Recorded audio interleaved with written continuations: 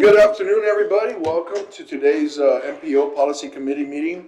Today's dates is June 20th, 2024. The approximate time is actually 1:30, right on time. And so we're here at the City of Laredo Chamber of Commerce, 1110 Houston Street, and we're at the City Council Chambers. And let's go ahead and get this started. Chairperson to call meeting to order, which is myself. I'm calling it to order.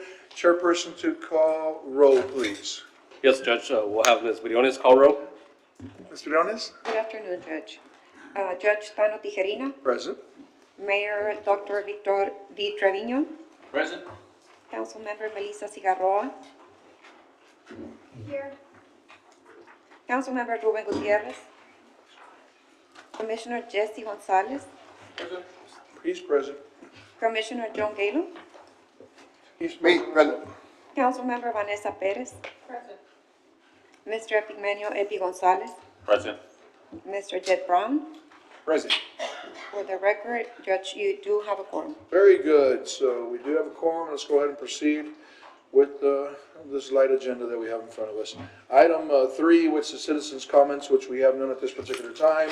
Let's go ahead and move to item 4, items requiring policy committee action. Let's go into 4A, which is approval of the minutes of the meeting held on May 15, 2024. I will. Second. Motion to approve is second by the mayor. Any other questions, comments? Any opposed? Motion carries. Thank you.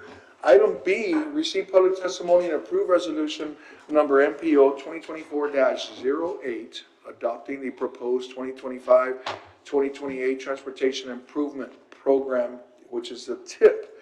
And I'm going to go ahead and have to ask this. Is there anybody here for or against? Any of our public members? Anybody here for or against? Anyone last time for the third cycle? Anybody here for or against? None had, none heard. Very good. Motion to close, can we close and introduce? Second. To adopt, I guess? Yeah, we're just gonna do a brief presentation, but Okay. we can do that. Well, they could do that now. We could close it right now, right? Yes, that's Very correct. good. Motion second, Mayor, Commissioner Galo, motion.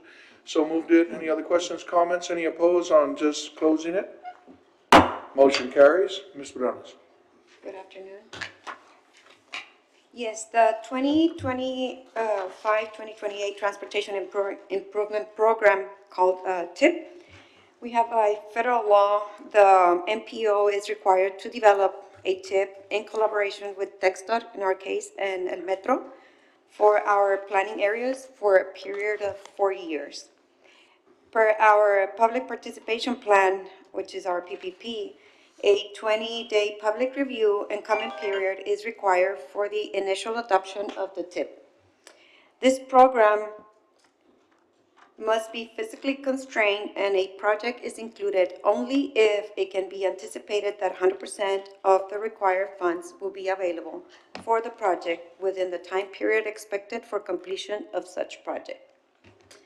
This body, the Policy Committee, may amend the TIP at any time during its life cycle as needed, and as such, approved amendments are then submitted to the State Transportation Improvement Program, which is the STIP, on a quarterly basis.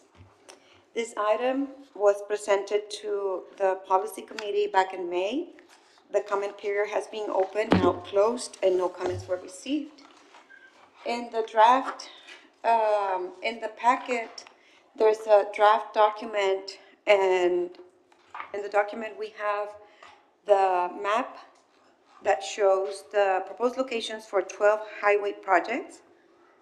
There's also a list that includes all the proposed projects for per fiscal year with basic information such as the project name, the description, the limits, the project sponsor, funding category, and the estimated cost. In fiscal year 2025, there are 6 projects included for an approximate amount of $316 million. For fiscal year 2026, we have 2 projects, including a direct connector and the Springfield extension, and the total amount of $114,343,889. In fiscal year 2027, There's one project only, which is Vallecillo, and the total amount of almost 38 million. In fiscal year 2028, there are three projects. One, US 59, Loop 20, the interchange at the airport. Then US 59, Loop 20, the reconstruction and the World Trade Bridge expansion. Those three projects total close to 129 million. Now, for the transit projects, there are three every year in three different sections or categories. The three projects per fiscal year total a little bit over 20 million. It's the same projects for every year. So the summary, we have 12 highway projects and the total amount of 597 million, and 12 transit projects for 80 million, 81 million. So that's the presentation for the TIP. Very good. Any questions or comments, colleagues? Yes, I have a Yes, question. please, sir. YOE is a year to end or the It's a cost year of expenditure. expenditure, which means today's cost. It is a proposed cost for, yes, and for that year specifically that Alright. it's being listed. That's it. I was gonna ask, Vallecillo Road, 37, isn't that the current cost? The current cost is, all in is 52, but that includes, let's see, total project cost is 49.9, actually. So the difference, I don't know which slide. It was 37 million here. It's at 38. Yeah, that would be construction. Construction only? Correct. Oh, yeah, no, includes utilities, John. There's stuff like that.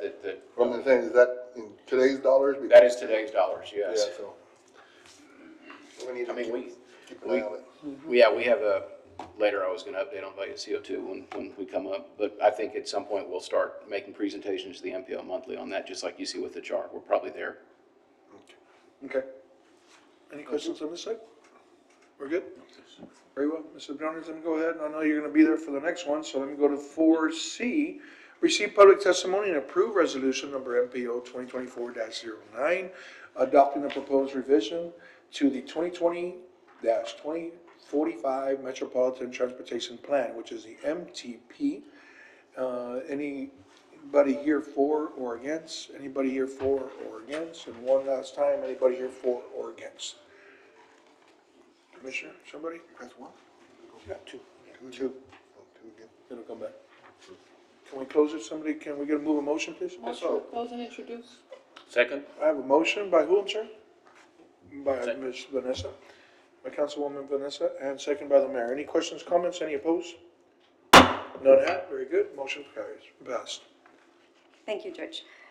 For the MTP, as previous item, it's also a requirement that the MPOs, we have to develop an update of our Metropolitan Transportation Plan called MTP for our area and to cover a planning horizon of 20 years. The MTP is an official, comprehensive, and intermodal plan on which the existing and future transportation needs are identified. It also develops coordinated strategies to provide the necessary transportation facilities that are vital for the continued mobility and economic strength of our region. The projects included in the MPO TIP shall always be in consistency with the approved MTP.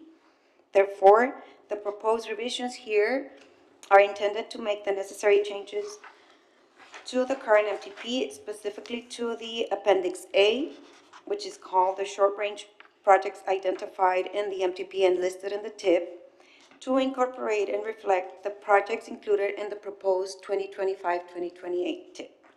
This item was also presented for your consideration last month and to open the comment period, and no comments have been received.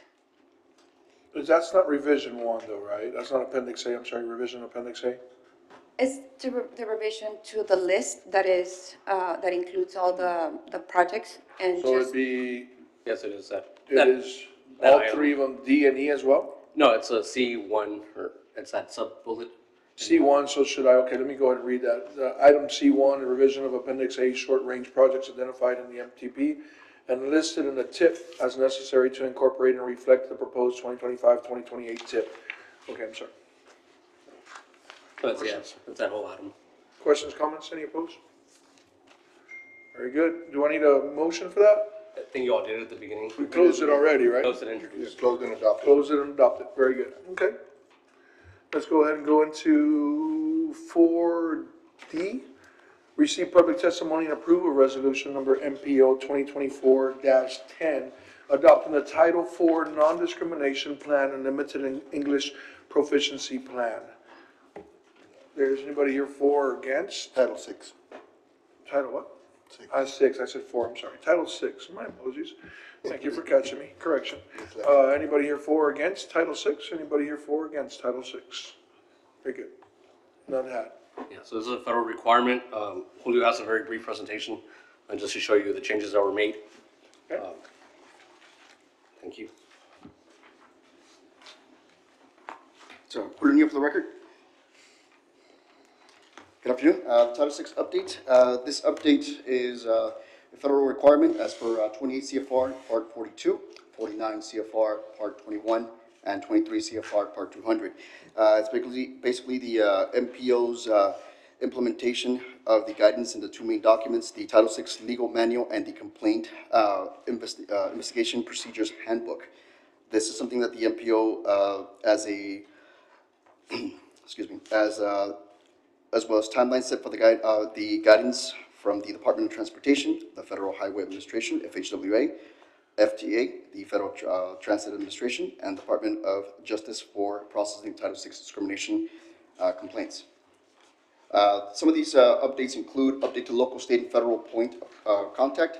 It's also going to include the what the MPO has been doing to address ADA requests. Online complaint procedures that have been updated since 2020 to now, and our online record keeping as per federal regulations. For the LEP plan, it's based on data. We included base data of 2016 to 2020. That's the current census, as well as the base data included in the 2017-2021 ACS, the American Community Survey, and it's being used for the STEEP tool and the Climate and Economic Justice Screening Tool, the CJUST. Some of these examples here for the screening tool, we can see the census tracks for disadvantaged populations that are going to be benefited from the specific projects. As an example of the Springfield extension. And it's also going to include two updates to the environmental justice section, which is the Justice 40 Initiative and the Executive Order 13985, on equity.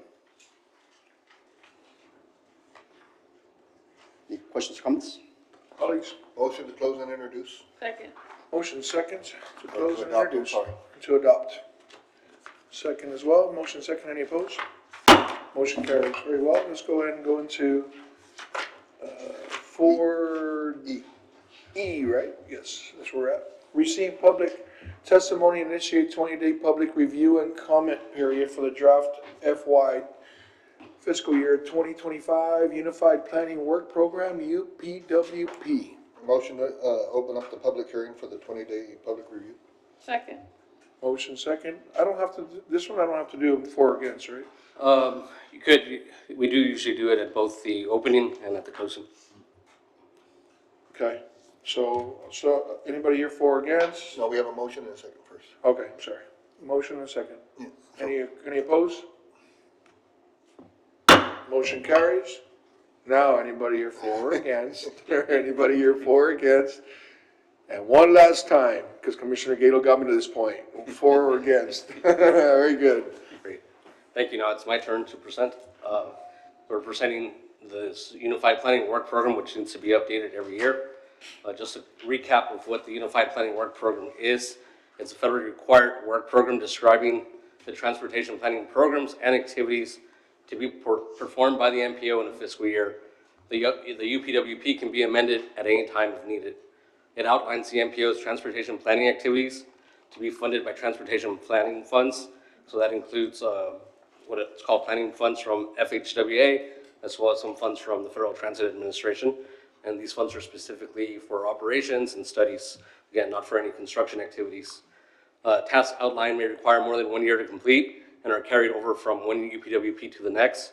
For example, the current MTP that we're updating, it's gonna overlap over 2 fiscal years, the current one and next fiscal year. Our MPO public participation plan requires a 20-day public review and comment period for the UPWP. Why we're bringing this item here today to open the comment period. Once it's approved by the policy committee in July, we'll have to submit this to TxDOT and FHWA for their approval. The deadline for that is July 31st, 2024. Excuse me. So I'm going to give you a breakdown of the budget summary that we have in our Unified Planning Work Program. There are specific tasks that we need to outline in this UPWP document. I'm going to start off by giving you a quick overview at the bottom here. It says that our total estimated transportation planning funds available for FY25 is $2,685,129. So that's an estimate based on what we think we're going to spend by the end of the year, by what we have carried over from previous years. This is another thing about this work program. The funds do carry over. So we have about $2.6 million that we can use for operations, for studies. That again consists of $600,000 estimated that we get per year, plus carryover from previous years of $2,085,129. We're only programming $1,520,000, just being realistic on what we can accomplish in 1 year in terms of studies and the operations that we have. And that'll leave us with a healthy balance of still over $1 million for future activities. So first off, for planning and general administration, which helps cover our salaries, other operations, we're budgeting $550,000 for our training, our professional development opportunities. That's $25,000. And then for our public participation plan, which is our outreach activities, that is $10,000. I don't think you need to read them all, do you? I don't have to. We have it here in front of us, we can see it. Yeah, just going over it. But if you have any questions on any of these, let me just point out 3 things at the bottom: 5.1, 5.2, and 5.3. Those are our studies. And that long-range freight mobility plan, we've been wanting to do that for a while. But we're combining that with, we had this idea of doing this like World Trade Bridge impacts that FHWA had asked us to do. So we're adding that as a subtask. And within this long-range freight mobility plan, we also want to look at truck parking needs. I know that's something that the city's been asking about. So we want to identify that through that too. The microtransit feasibility study, we're programming $150,000. This committee already awarded that contract. So we're finalizing that already to get that started pretty soon. But a lot of the expenditure is going to come next fiscal year. Something else that I know some of the committee members have been mentioning, especially Council Member Ciarroa, and I know I had spoken to the judge about this, doing a South Laredo transportation planning study, to identify different corridors and improvements to improve the network in South Laredo. Yeah, I was gonna ask, so what does that consist of?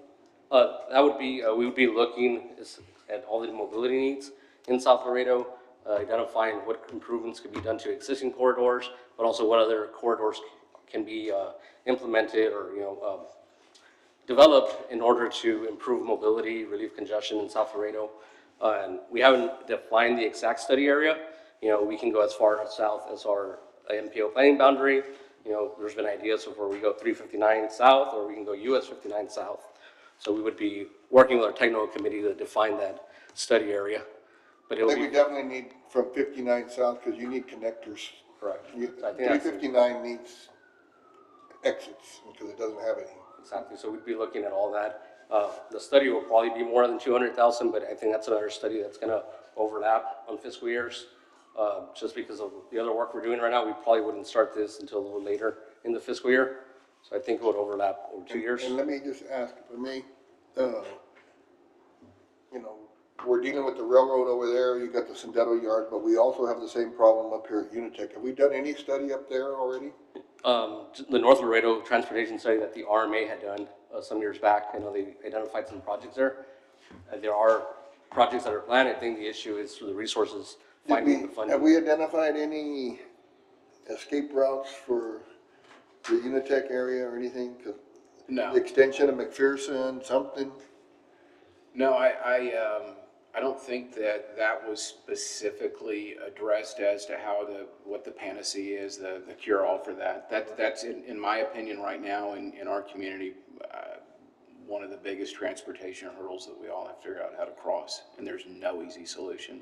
I don't think there is, but I think we need to get on it pretty quick. And Judge and Mayor, I'm sure did you get caught in the traffic with the fire? And that was just one fire.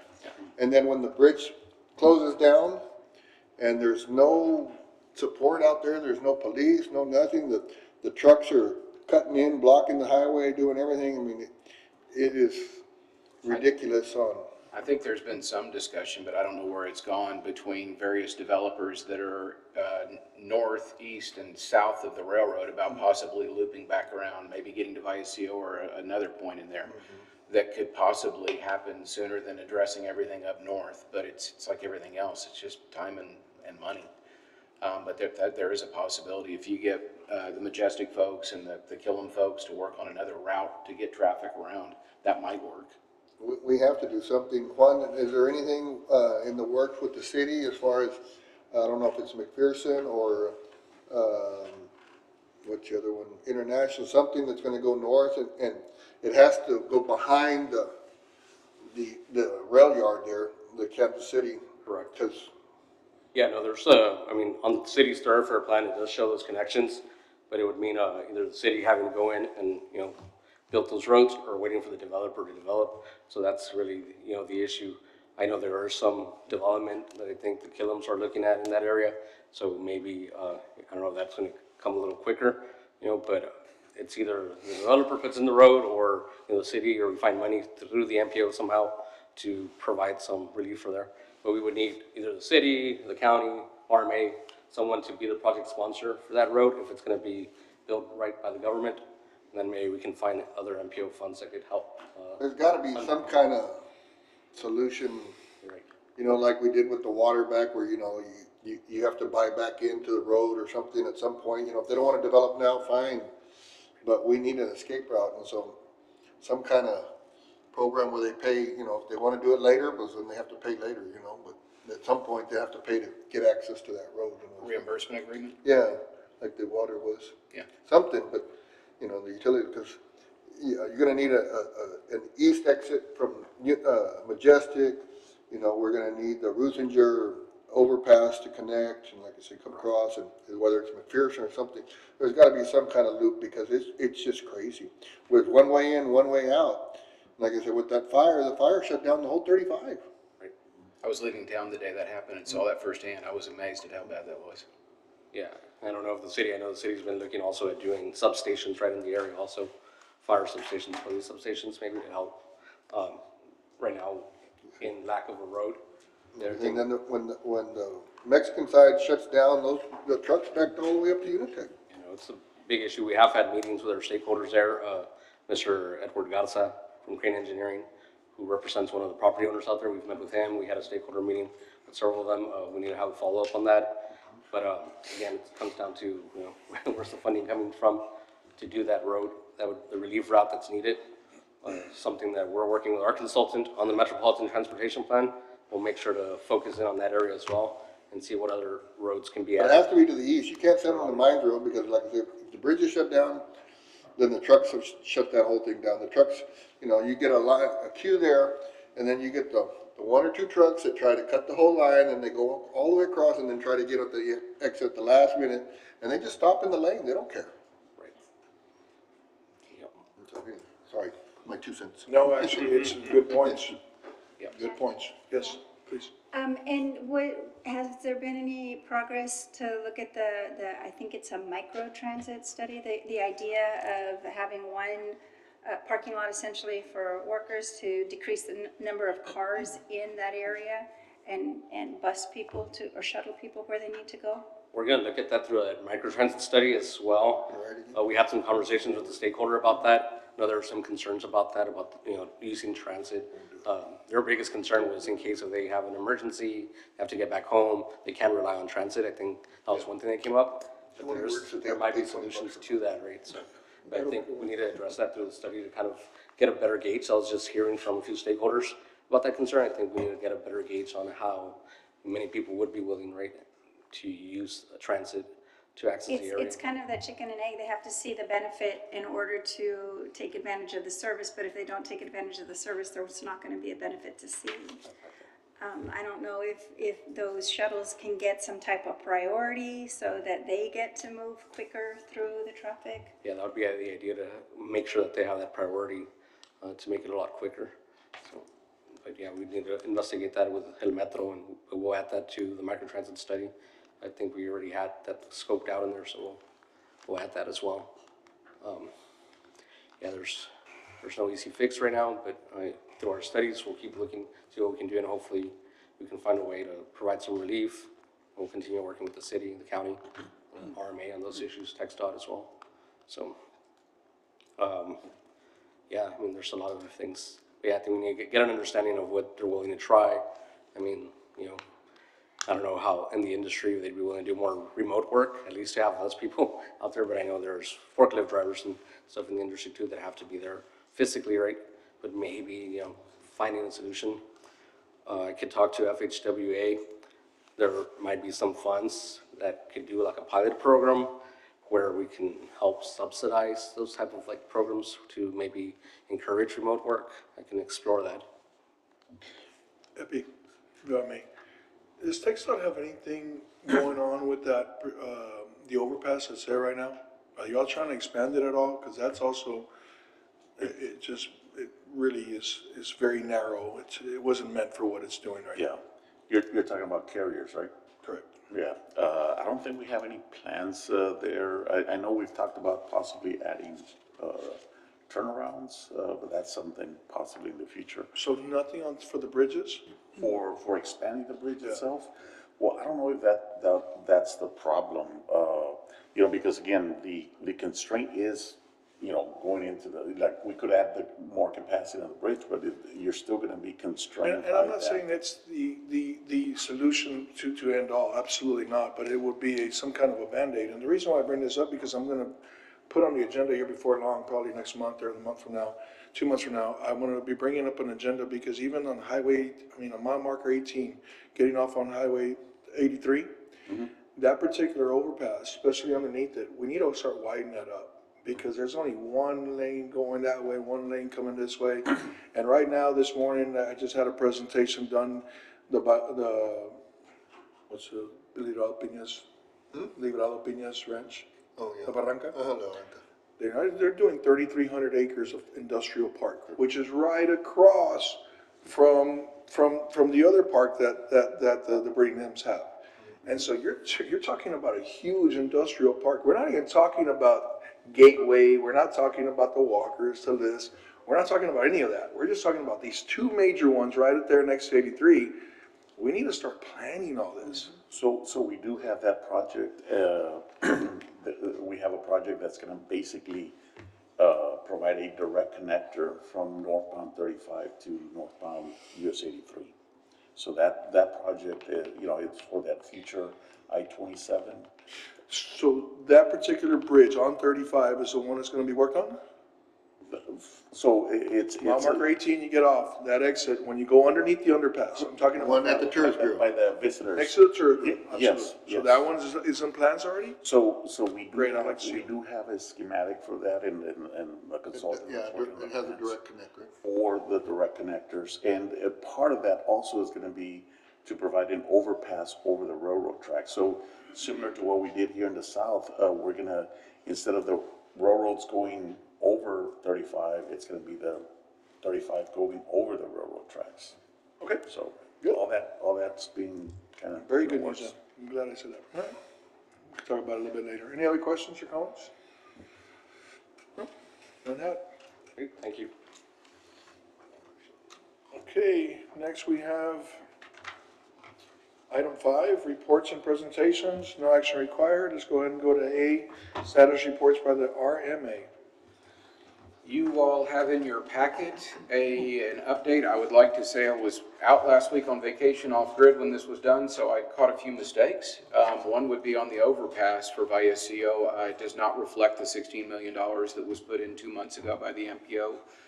And the RMA is no longer working to be the designer on that or to take the lead. TxDOT Austin said that there potentially is a conflict of interest with us doing the design of Vallecillo, the project, and the overpass, which we accept that answer if that's the case.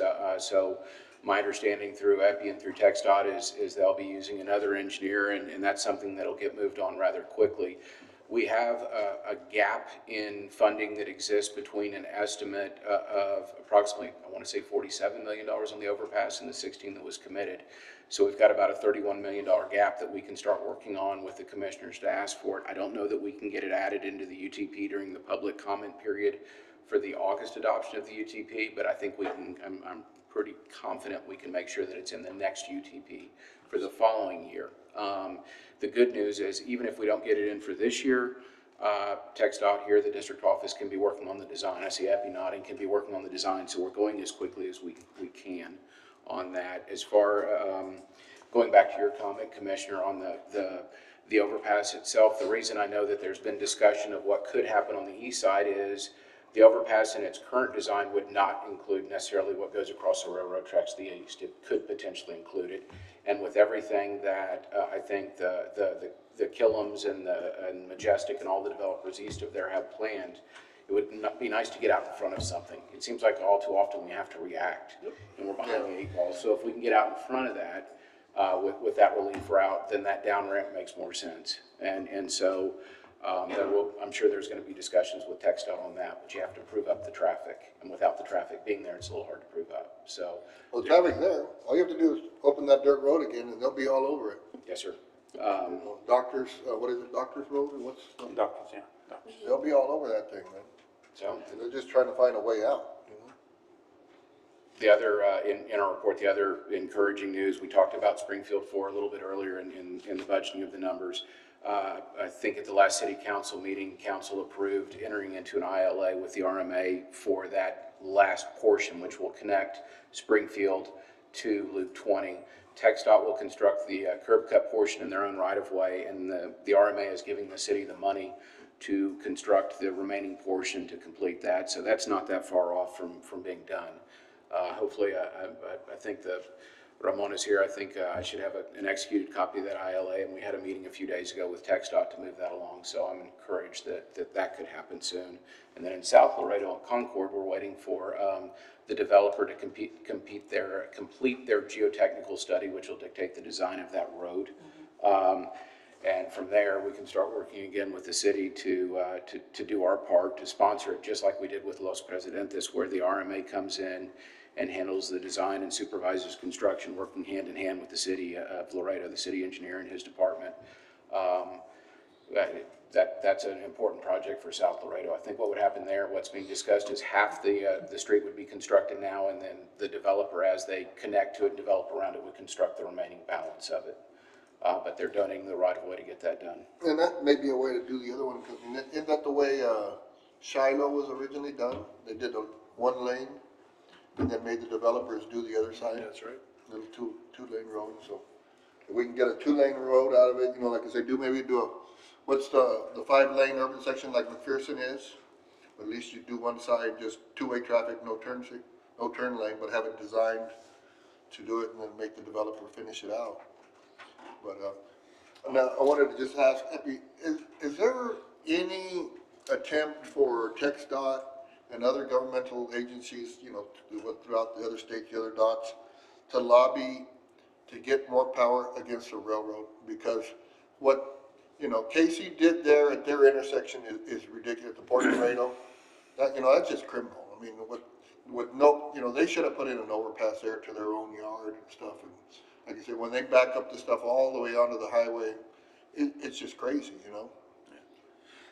I'm not aware of anything, Commissioner, that I guess, without, you know, to answer your question, but, you know, all we have to do is, I guess, try to work with them as best we can, right? Because No, but I'm saying, we need a lobby in Washington to say, you know, hey, they gotta follow the highway regulations too, you know? Cause I know the pecking order starts railroad, then we're under them, you know, and that's not right in today's environment. yes, absolutely. So most of the times, right, you know, they were there first, so we have to basically get permission from them. Hey, ours was not there first. Well, I mean, again, I'm not talking about, I guess, that specific instance, right? But there are instances where they do come in and want to build something across our highway. Then at that point, you know, the role is reversed and they're coming to, for us for permit, right? But, you know, I completely understand your point. And, you know, that's something I can certainly ask and see, you know, check in with our division folks and see what is it that we're, you know, if we have anything in the works there, but. And then one more last question, if I may, real quick. Yes, sir. Because now we bought another property in South Laredo, and so I use Cuatro Vientos a lot, and that thing's still scary at night. It is. And, you know, all the traffic control stuff is all gone. I mean, it's all pretty much, run over and dissipated, so what's the annual, or what's the maintenance on that? What's the cycle to get those things repaired, the PVC pipes that? Yeah, those delineators, well, I mean, you know, we could certainly probably look at replacing them a little bit more, or I guess at a shorter interval, but I mean, those things do take a beating, almost, you know, from past experiences. I mean, we can go out there and install them within a matter of weeks. I mean, they're gone, right? But- Can we change them out to curb it instead of doing the PVC? It's dangerous. I mean, you know, because of the high speed, it's, you know, that's, the maintenance, I guess, is still something preferred over having to install something more permanent, like a barrier or a curb, right? But, you know, we do have a couple projects out there, you know, we're gonna do the Lomas del Sur, overpass, and we're doing some other, safety improvements in that area, so, and then the other thing is, you know, we're also gonna be looking at adding illumination as well out there, so. And I don't know if the commissioners talked to you about it, but I talked to your predecessor before, on 83 going north, where, is it Loop 20, I guess, comes in, no, it's 359, where it comes in and does the turn. Oh, yeah. Well, the people stack up on the shoulder, and so they form, what is it, 3 lanes or 4 lanes there? It's 3 lanes, they go into 2. And Yeah. it doesn't allow the people coming from 359 to join in because they're all queued up. Because there's no control device there on that shoulder. So if you go north in that interchange, Okay, if you're going north on 83 and you want to turn to 359, No, you go straight. You're going straight. The okay? people from 359 are trying to blend in, Oh, that's the other one. curve. Okay, okay. When they load up on the shoulder, and so they don't let the people from the curb, from 359 come in. Because there's no control device to stop them on Yeah, that shoulder. by Arkansas, in other words. okay. Yeah. Okay, so we can certainly look at that and see if there's anything that we can do different, so. And that is at Arkansas. and- 359. 359 and 83. Yeah. Hold any more of those thoughts for communications. Okay. I've got one more question, Judge, if I may. Yes. On the lighting part, you said you need to put more lighting on that area of the loop. Is the lighting there, or there's no lighting there? Very dark. Very dark, yes. Well, Most of the especially on the- loop, most of the loop is kind of dark, so is it because the lighting is not up to standards, or is it not LED, or what is the situation there? So you're talking about like the loop, I guess. Cuatro Vientos. Cuatro Vientos, okay. I know there's, I was out there not that long ago at night, and I know there's some areas where we do have, so, because we don't have continuous illumination out there. We have safety lighting. There's a couple portions that weren't operational, so we looked at it, and, you know, we're trying to work, trying to get some electrical service out there to some areas, but you know, we don't have continuous illumination like we have, like, for example, on I-35. Now, that's something, continuous illumination, that's something that we can typically, you know, do an agreement with the city, so there's several ways we can do. We can obviously pay for the upfront cost of the continuous illumination, then the city pays for the, you know, the electricity and the maintenance, or there's other ways that we can do some of that cost sharing, right? But yeah, I mean, we would certainly be open to, you know, to looking at other areas as well. And we do have some projects where we're upgrading those high mass luminaires from the high pressure sodium lights to LEDs. Just to give, you know, a little bit better illumination, right? That might be one of the things of concern, because there's a lot of accidents there at night, maybe because of the lighting. That's important that we focus on. So as we build projects, you know, some of those other overpasses, you know, that we will be installing high mass luminaires out there, so LEDs. So All right, we can bring it up with the city also. And to add to that also, Mayor, is when it's wet conditions, rainy conditions, like for example, right now, at night, you combine that with rainy conditions and you can't see the lanes at all. okay. It's very dangerous, and, you know, we commute that often, and it is. So our, you know, so our striping standards got updated not that long ago. You know, we typically had 4-inch stripes. Now we're doing 6-inch stripes, right? So for that reason, right, to, you know, for it to be a little bit more visible and.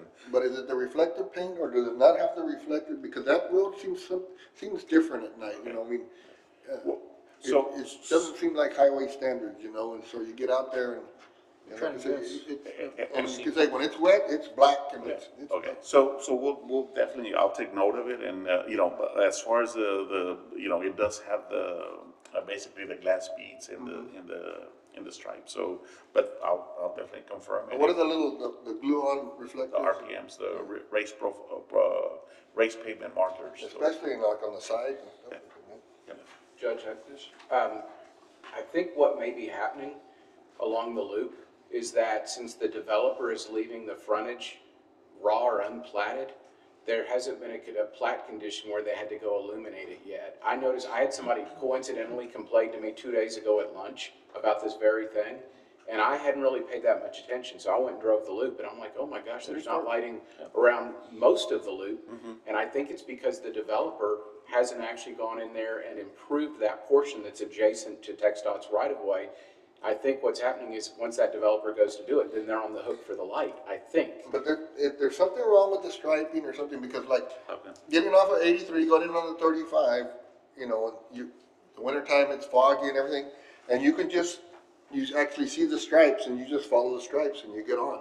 Over in South Florida, you can't do that. Okay, we'll definitely look into that. One other thing, but I don't know if it's possible or not, to put little reflectors, like in the middle lanes, and you don't have to put lighting, it's just a little reflector, and that'll mark the lanes. So That's we easy. do have, you know, I guess we follow the standards, you know, they're usually at an 80-foot spacing. Again, those things, you know, obviously take a beating, you know, we do lose quite a bit of them, They but. shouldn't, they're not getting the truck traffic that Yeah. other places do. Yeah, but no, we'll definitely look at that, and if we need to restripe and increase those RPMs, that's something we can definitely do. Thank you. Very good. Very good communication items. We did jump one. We jumped 6. Let's go to director's comments. Thank you, Chair. Yes, so next week, we have our federal review. It's federally required for transportation management areas such as our MPO. It'll be June 25th and 26th, so we'll have representatives from the Federal Highway Administration here and Federal Transit Administration on site. And we'll have people from TxDOT there, as well as they're doing some interviews with elected officials from our policy committee. So I know they'll be interviewing Judge Tijerina, Mayor Dr. Trevino, and Councilmember Cigarroa as well. So thank you all for agreeing to those interviews. And we're also going to have a 1-hour roundtable listening session the evening of the 25th with select stakeholders. So that's another opportunity for other stakeholders that are maybe, you know, not on the committee, or I know Mr. Brown, since he's not an elected official, but I think being a member of the RMA, it's important to have him there. So we invited him as well to that listening session. And we've invited other stakeholders from our other committees, as well as other partners that we work with. So we're looking forward to that. That review happens every 4 years. So we're hoping to get good feedback from them, and hopefully everything goes well. On another update, we did have a public meeting for the MTP on May 23rd. I think we had a pretty good turnout. We had over 30 people there. I know we also had some members from the committee attend. TxDOT representatives, city representatives were there as well. So thank you all for attending. Right now, we're going to have some virtual stakeholder meetings in July, and we still have our public survey that's open. The survey link is in the director's report. If you all haven't filled out the survey, we'd appreciate you taking the time to do that. The next Texas Transportation Commission meetings are scheduled for June 27th, July 30th, and August 22nd. And then for upcoming meetings, our active transportation committee is going to be rescheduled because it's overlapping when we have the federal review. Technical committee will be July 9th, and our policy meeting July 17th here at council chambers. Are there any questions? Any questions, colleagues? None had. Let's go back to communications since we already went through it. Real quick, Epi, I'm just checking to see, Char Ruthinger, when are we when are we, when does construction start? So, construction's supposed to start August. I don't have the exact date, when the contractor is gonna start, but, August is the month they indicate that. And what's the estimated time that they're gonna take? Do you have an idea of how long they're gonna take? I don't recall off the top of my head. I know Anna's here. Do you recall the contract time for HR? 3 years. 3 years. It'll probably be a little bit quicker, just because it is a, what do we call it, greenfield, basically, it's a new location roadway. So, but, I mean, we still have some, working with the city and some of the utilities, we had a construction management plan, that basically, gave us, restricted the contractor from accessing the entire project just so that we can have, additional time to adjust those utilities, so. Okay, thank you. The faster the utilities are adjusted, the faster I think the contractor will. Can I ask, so the overpass is included in that or not? Which overpass, at I-35? Yes. No, that's under the That's other that, project. that's in 27, or what is that? Yeah, that's, The Union Royal. that's under part of the Uniroyal project. The Ruthinger? So that overpass at 35 of Char. No, the Ruthinger overpass. Yes, Car- yeah, 35. Oh, yeah, the one is, what is it, 15-mile marker or something? Yeah, they're including that as part of the Union Royal overpass widening. Both the overpasses at the same time? So, Huh? so. Yes, Yeah, we have those two overpasses in the project. and we think that's a good idea? Okay, so the way that it's being phased, right, is, Huh? so the way that it's being phased is that the Char overpass would be built first before we start, impacting the Uniroyal. Because I thought that was the plan, so that's why I was saying, Yeah, you're that's- all gonna start now. It's in the same project, but the way it's phased is Okay. that bridge would be constructed first. It's in the same package, but one first, and then, Correct. okay, that makes a lot. Thank you. Very good. Okay, no more communication items. Any other questions or comments? Judge, I guess to wrap it up in communications, I want to ask, Mr. Gonzalez Epi, I know you mentioned the Lomas and Cuatro Vientos overpass. When are we letting on that one? I know we're close, within this month or next, right? Well, so it's set for November of this year. We thought we could accelerate it to July, and but we've already statewide we've already hit basically the cap. So we're not going to be able to accelerate it, but it is set for November of this year. For letting letting in November? For letting date November. So So- construction probably begin early part of March. next year. Yeah. February. March. So. That's for where? Loma? Yeah, the ones that's- where the sports Loma complex is- is. yeah. Thank you. Very good. All right. Motion to adjourn. Mess that up. Second. Any opposed? No way. I didn't think so. Motion carries.